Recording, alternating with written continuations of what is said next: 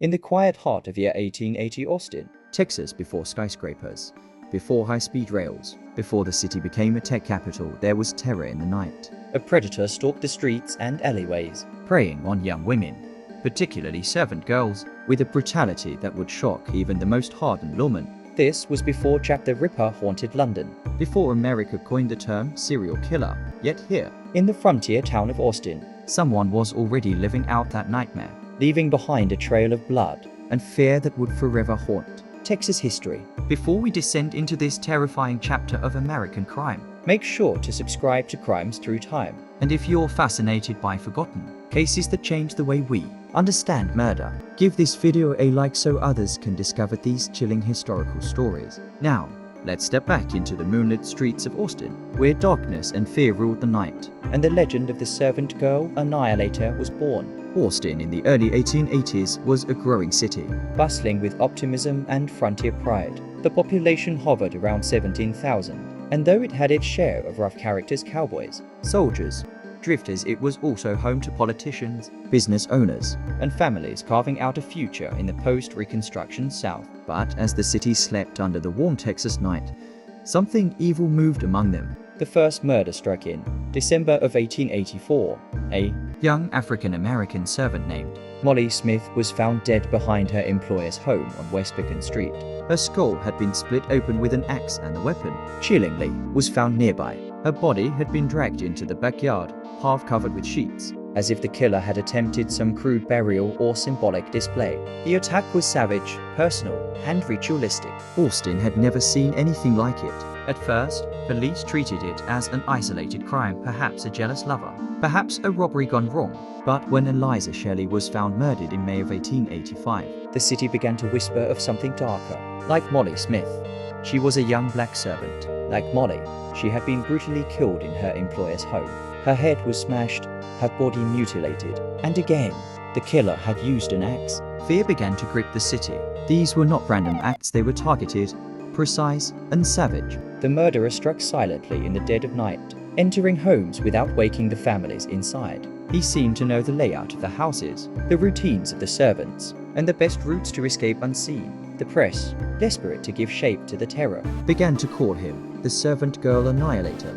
The murders continued through 1885, like an unholy calendar of horror. Irene Cross, another victim, was found attacked with both a knife and an axe. Rebecca Ramey survived her assault barely, but her daughter, Mary, only 11 years old, was found dead nearby. The surviving victims described the attacker as tall, strong, and fast, a shadow that vanished into the night. By this time, Austin had turned into a city under siege. Families barricaded their doors, servants refused to stay alone at night. Men patrolled the streets with shotguns, and the newspapers printed every rumor they could find. One article described a demon with bloodlust, another compared the crimes to the work of the devil himself. The police were overwhelmed. Dozens of suspects were arrested: drifters, local laborers, even lovers and jealous husbands, but none could be tied to the killings. There was no forensic science, no fingerprinting, no real way to link evidence. The only pattern was the brutality and the fact that the victims were often women of color or working class status, living in the margins of society. By late 1885, the killer's methods grew even more daring. He began attacking inside the homes of prominent citizens. The murders of Sue Hancock and Eula Phillips on Christmas Eve of that year shocked Austin to its core. Hancock was the wife of a respected carpenter. Phillips, just 17, was found dead in her bed after a vicious assault. Both had been mutilated beyond recognition. It was now clear this killer was not simply targeting servants. He was escalating. He wanted chaos, and he was fearless enough to strike at the heart of the city's most respectable homes. Panic turned to hysteria. The newspapers dubbed him the Midnight Assassin. Theories spread like wildfire. Some claimed he was a ghost. Others believed he was a man possessed by madness or a professional killer hiding in plain sight. Still others whispered about black magic, curses, or voodoo rituals, desperate attempts to explain what reason could not. The city organized armed patrols and even offered rewards for information, but no leads ever led to the murderer. Bloodhounds failed to track him.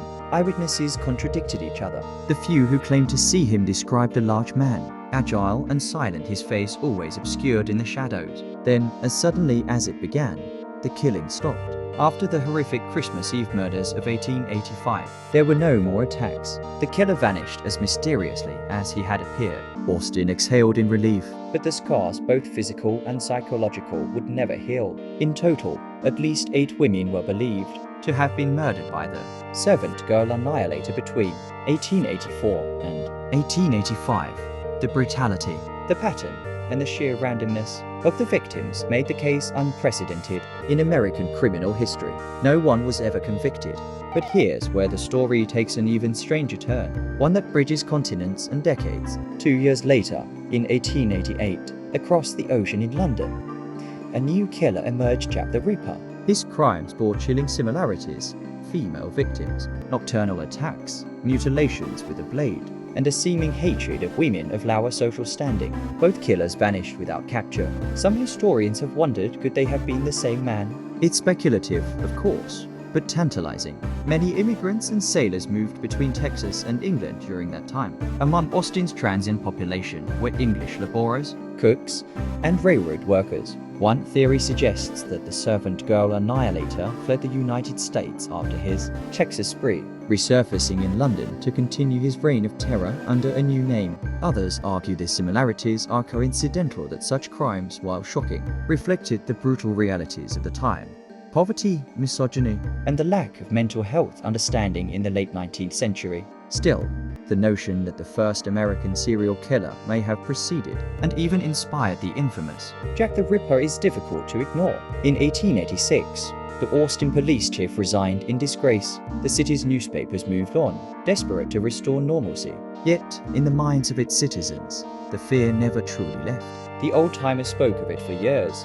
The nights of screams, the sound of footsteps in the alleys, the way the moonlight would catch on an axe blade before disappearing into darkness. Modern criminologists studying the case have tried to piece together profiles of the killer. Some suspect he was a local man, possibly employed in construction or rail work, familiar with the city's layout and its households. Others suggest he was mentally unstable, a predator who killed for compulsion rather than gain. Psychological analysis places him within the earliest definitions of what we would now call a serial killer, one driven by ritualistic violence and the desire to dominate his victims. Forensic science has advanced far beyond anything imaginable in 1885, but without preserved evidence, the case remains unsolved. There are no fingerprints, no photographs of crime scenes, and only fragments of police reports and newspaper clippings that survive to tell the story. What we do have are testimonies, written accounts of fear, confusion, and grief that show how deeply the murders wounded the city's spirit.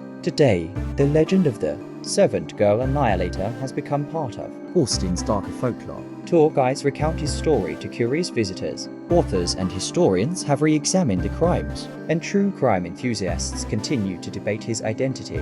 Some believe he may have been a man named Nathan Elgin, an Austin resident killed by police in early 1886 after a violent assault that bore eerie resemblance to the murders. He was missing a toe, and one footprint found at a murder scene had the same feature. But because forensic analysis was crude, no definitive connection was ever made. Whether Elgin was truly the killer or not, the murders stopped after his death. The city slowly returned to life, but the shadow of what had happened lingered. The Servant Girl murders remain one of the earliest and most disturbing examples of serial homicide in the United States. Long before the FBI coined the term, before psychology could map the mind of a killer, before DNA could speak for the dead, there was Austin, a city caught between civilization and frontier, and a murderer who struck fear into its very soul. Over a century later, the identity of the killer remains lost to time, but the legend endures, whispered in the night, retold in books and documentaries, and remembered by those who walk the old streets where servants once trembled at every sound outside their window. And perhaps somewhere in the collective memory of the city, his shadow still lingers, a reminder that even in the heart of progress, darkness can always find a way to creep in. Thank you for watching Crimes Through Time. If this story gripped you, make sure to hit like and subscribe for more journeys into history's darkest mysteries. And tell us in the comments, who do you think the Servant Girl Annihilator really was? A madman lost to time, or a killer who walked away free? We'll see you in the next episode. Until then, stay curious, stay safe,